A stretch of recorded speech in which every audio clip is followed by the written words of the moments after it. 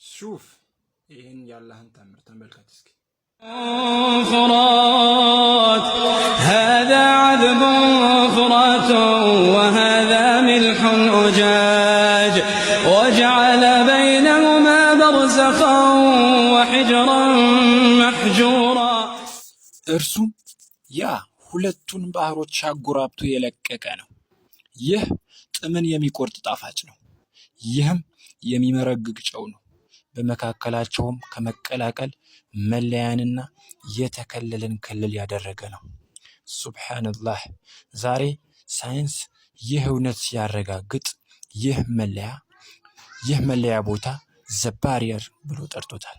ነገር ግን የዛሬ 1400 ዓመተ ምህረት አላህ ሱብሃነሁ ወተዓላ በተከበረው ቃሉ አስቀድሞ ነግሮን ነበር። ሱብሃንአላህ ወልሐምዱሊላህ። አላህ ሙስሊም አድርጎ ለፈጠረ